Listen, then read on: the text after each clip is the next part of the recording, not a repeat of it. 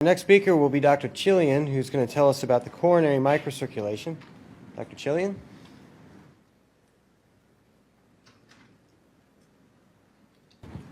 Thank you. It's a pleasure being here, and I have to extend my thanks to the NIH people who put this together and who invited me. So I'm going to talk about the microcirculation of the heart. I'm deviating a little bit from the brain, but just think of the heart as a cerebral support system, and then we'll all be in the same pathway. So this is a model of the microcirculation and the circulation of the heart, in which various control schemes are outlined with a flow-sensitive element in a series coupled to a myogenic element, in a series coupled to a metabolic element, and the aggregate is a network response. Now, I do not have time to discuss all that. What I will focus on is the metabolic element, because I have time to really go over that. Let's see. Okay, this is the relationship that I'm going to discuss. This is the relationship between oxygen consumption and blood flow. And in just about every organ system that relies on aerobic metabolism and has active function, in the brain, the function, the work that it's doing is chemical work, and the heart's mechanical work, this relationship is imperative for our survival. It allows us to think, it allows us to absorb and digest foodstuffs in the gut, it allows us to function, the heart to respond to various challenges. And yet, here we are in the 21st century. We've known the human genome now for almost 15 years, and we still don't know the exquisite links in this relationship. And this, I believe, is paramount to our understanding of a variety of pathologies. Let me first describe the classic scheme that we think of for the control of organ blood flow in response to metabolism. And this is a scheme that we teach medical students. It's in most medical textbooks. And if we just think of it starting out with a relationship between tissue PO2, which most would consider a controlled variable, and myocardial oxygen consumption, if we start out at a point of X and we increase oxygen consumption to Y, PO2 goes down. We haven't yet increased flow, so we're consuming more oxygen, flow is the same, PO2 in the tissue drops. Then we would proceed to this, so as tissue PO2 would drop from X to Y, production of some vasodilator would go up, okay? Then we would have this scheme where the vasodilator factor, as it relates to coronary blood flow, we go from X to Y, more of this vasodilator being produced, higher coronary flow. Coronary blood flow, tissue PO2, we go from X to Y, and the end result is this. So in the star, X and Y are overlapping. Now, as I tell my students, what's wrong with this picture? We have lost our error signal, but flow remains high. Now, we can argue that we could have a cyclical event, similar to the way the thermostat controls the temperature in a room, but the problem with that is that means that the heart would be living on the brink of ischemia. And we know in the normal person, the ability to increase coronary blood flow is 4 to 5 to 6-fold. So the heart does not live on the brink of ischemia. So I think we need an alternative way to think about some of these processes. And I'll present a little bit of that in a second. So let's first talk about some of the who's who in the microcirculation of the heart. Who are some of the players? And by the players, where is resistance to flow controlled? This is a piece of work that I did a number of years ago with the late Mel Marcus, in which I had made measurements in the beating heart using micropuncture techniques. And I like to tell all my trainees that I had a full head of hair before I started that, in which we used micropuncture techniques with a three-dimensional electromechanical micromanipulator that we could train to move in synchrony with the beating heart. And we measured pressures under control conditions, the solid dots, open circles, or during dipyridamole-induced dilation. The point that this slide illustrates is that in the coronary microcirculation, roughly 20% of the total resistance is in vessels larger than 200 microns in diameter, which is not as much as it is in the brain, with the PO circulation being a huge component of resistance. But nonetheless, small arteries do contribute a fair amount. The vast majority of resistance is in the arteriolar component. That's roughly 60% of the resistance. And that component is extremely reactive. Notice with dipyridamole what happens to the pressure drop. Pressure drop under control conditions is from here to here, across the arteriolar bed and the capillaries.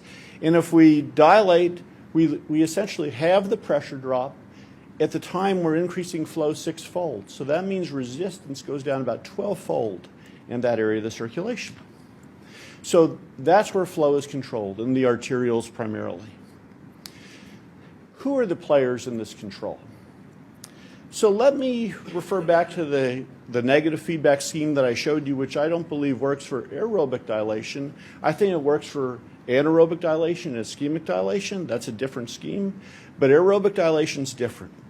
And let me present this scheme to you. So one of the hypotheses we entertained a number of years ago is that mitochondrial-derived hydrogen peroxide links myocardial metabolism to coronary blood flow. How would this work? Was, you know, in the mitochondrial electron transport chain, oxygen can be converted to superoxide by its reduction by an electron. So in the process of electron transfer, some electrons leak. There's a finite leak of electrons, and that superoxide is rapidly converted in the mitochondria to hydrogen peroxide. So the thesis is, during increased cardiac work, because the flux of electrons is greater in the mitochondrial electron transport chain, the amount of ROS produced, specifically in this case hydrogen peroxide, is also greater. So what's the evidence for that hypothesis? This shows work that we did a number of years ago, isolated cardiac myocytes. In a chamber, we could stimulate them with an electrical field to get them to beat from essentially quiescent up to 400 beats per minute. You sample this conditioned buffer, you analyze it for hydrogen peroxide, non-stimulated myocytes, those stimulated 200, those stimulated 400, levels of hydrogen peroxide rise. And through various pharmacological tools, we could determine that this is of mitochondrial origin, not from some cytosolic and NADPH oxidase that would produce superoxide, which then could be converted into hydrogen peroxide. Is the amount of hydrogen peroxide produced in this manner sufficient to cause vasodilation?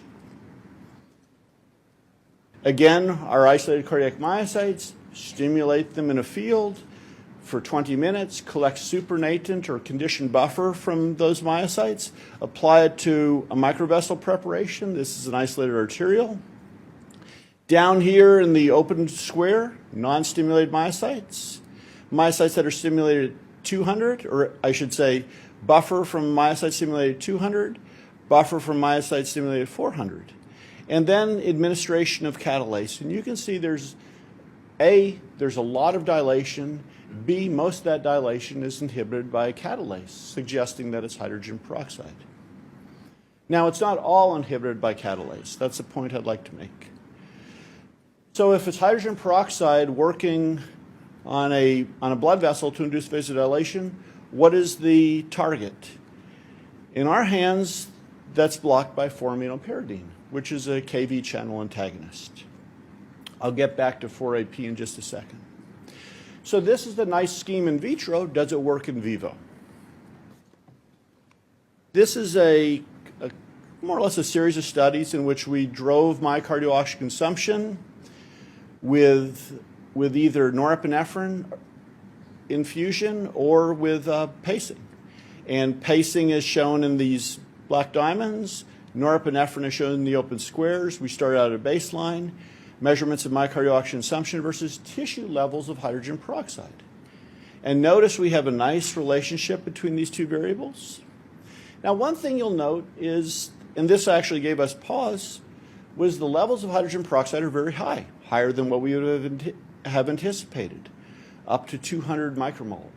And one might say, my God, that can cause death in cell culture. Yeah, but that's cell culture. But the other thing that I'd like to emphasize is that this is a very ephemeral event.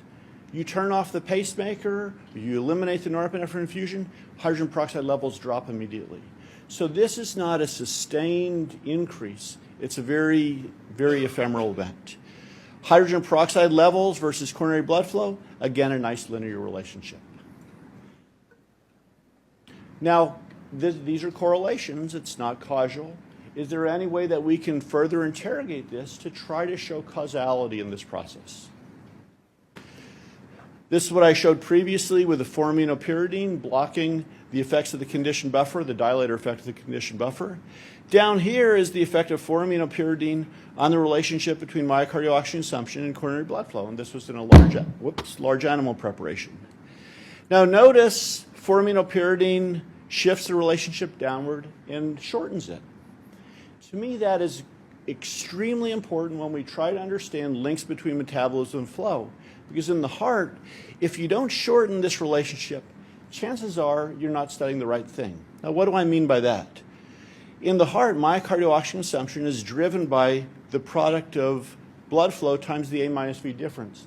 Since the heart is already extracting most of the oxygen coming out of it, the only way for it to increase oxygen consumption is by increasing coronary blood flow. And if we limit that, by definition, we'll limit the increase in oxygen consumption. So this, to me, suggests strongly that 4-aminopyridine sensitive ion channels are critically involved in this coupling. The good news is that. The bad news is there are a whole lot of ion channels blocked by 4-aminopyridine. How can we interrogate this relationship further? So we went to mice. Now, when I started graduate school, I never thought I'd be working on mice, but I will tell you it's been a fun experience. We can measure myocardial blood flow in the beating mouse heart. This is an anesthetized mouse with contrast echocardiography. We don't measure myocardial oxygen consumption, but we measure a very good surrogate, cardiac work, heart rate times stroke volume times blood pressure. And these are the types of relationships we can get. This is a myocardial blood flow versus cardiac work in wild-type mice and in mice that are null for a Kv 1.5 channel.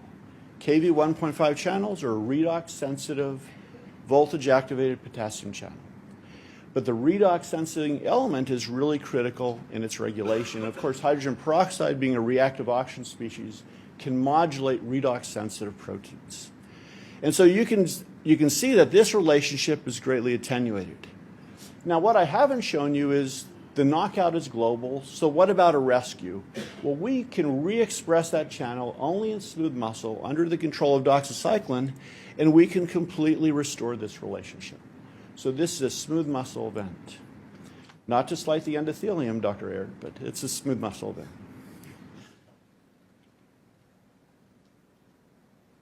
Let me just back up. Now, one could say, if there's a cynic in the audience, say, well, Chilian, it just looks like this heart is more efficient. It's getting as much work done at a lower flow. The point I'd like to make on the next slide is this. We make our measurements at sort of a quasi-steady state. In a wild-type animal, you administer norepinephrine, blood pressure goes up and stays up. Notice what happens in the Kv 1.5 null. It goes up and then it falls. There is insufficient flow to maintain the level of metabolism. And if we keep the norepinephrine infusion going on, the animal dies. So what about a chronic stressor? Normal mouse heart beating. This is a mouse heart. I'm going to shut this one off. This is a mouse heart from a Kv 1.5 dull animal that has what we call a Takotsubo-like cardiomyopathy, apical ballooning syndrome. This is the consequence of microvascular disease in the heart, insufficient flow to maintain the needs of metabolism. And down here, this shows the male-female differences in death due to heart failure. So, Dr. Miller, I hope you're going to be happy about that one. Okay, so who are the players? Hydrogen peroxide, many to-be-named components. I think there's a purinergic component involved in this process. I think nitric oxide is also involved, but involved in the recruitment of big vessels or large small arteries. Who are the transducers? I think Kv 1.5. We have evidence for 1.2 and 1.3, and probably many more candidate channels as transducers. Lessons to be learned. Transgenic and gene knockouts, I think, are really effective ways for us to study the molecular signals that connect flow to metabolism in any organ system. Coordination of neurohumoral signaling, I didn't go into that. But let me just mention down here, a large fraction of patients, this is from clinical observations, including the WISE trial, show symptoms of ischemic heart disease without disease of large vessels. So this really takes me back to Dr. Aird's comments when he showed the way a physician might look at something in terms of billing. I think one of the real hindrances to this area and its advancement, many things like microvascular disease in the heart are not perceived as a clinical problem because the cardiologist doesn't have something to check. It's not a box to check. And if the patient has signs and symptoms of ischemia but no vessel disease, then it's stopped there. They don't interrogate it further. And I see I'm being squeezed out, but let me just say that in 1997 we had a workshop on the microcirculation of the heart, and we perceived then that there's a discrepancy between experimental studies in the microcirculation and the needed clinical investigations. And I would say in 2014 that need still exists. Thank you.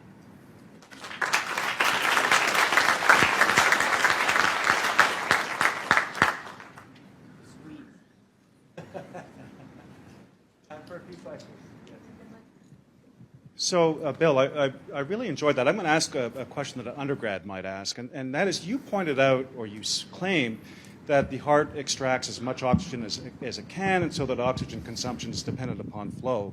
My understanding is that the PO2, leaving even the hungriest heart, is still around 30 or 40 in those veins, so it doesn't appear to extract everything. Is that true or false? No, that's false. The PO2 in the coronary sinus is typically around 20.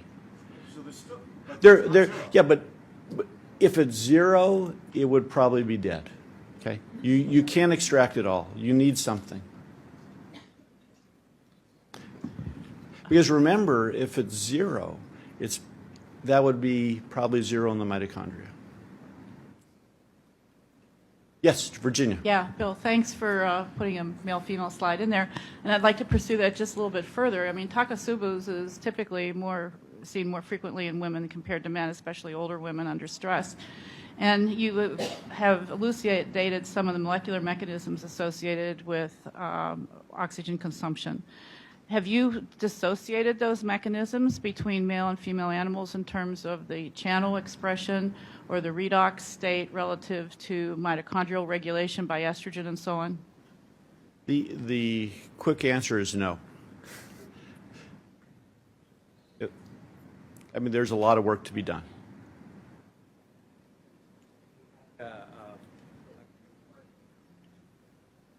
just want to ask a quick follow-up question, kind of on the undergraduate level. Can you define for us, put us all in the same playing field in terms of what a definition for a microvessel is, or the microvasculature, and what a definition is for the capillary, and how those are the same or different? Well, being a card-carrying member of the Microcirculatory Society, I'll have to tell you that if you ask 10 microcirculationists what a microvessel is, you're going to get 20 opinions. So, but generally, you know, I view a microvessel as a vessel not in terms of a binary system that this is a micro, this is a macro. I view it as more of a continuum. So when I refer to microvascular disease, it's probably a bit of a colloquialism, but it's principally those resistance vessels that are the flow controllers. I'm going to speak out of ignorance regarding, there's always been, with supply-demand matching, there's always this issue of where the production of the item is and where the action is. I mean, you've got the exercising muscle and you've got arterioles which are regulating the bloodstream. Is it freely permeable? Is it acting through a second messenger? How is the hydrogen peroxide actually signaling? Well, the hydrogen peroxide leaves cardiac myocytes. Whether it leaves through aquaporins or not, we don't know the answer to that. But it leaves cardiac myocytes. We can collect it in tissue or in a bath. So it's obviously getting out somehow.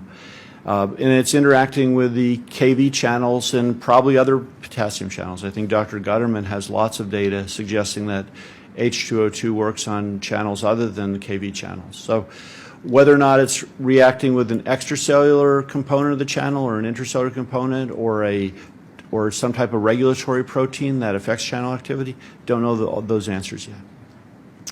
Last question. Yes, it's great. I was wondering, where does the resistance lies in the different vascular districts.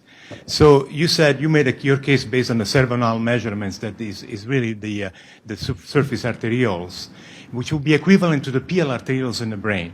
Now there is a controversy in the brain right now of what controls vascular resistance. Some people say it's the capillaries, and some people say it's the PL arterioles. And I wonder, in your experience, I know some of those measurements have been made also in the cerebral microcirculation. Where does that fall? Well, since I'm not in the cerebral field, I feel free to express my opinion. Obviously, the arteries.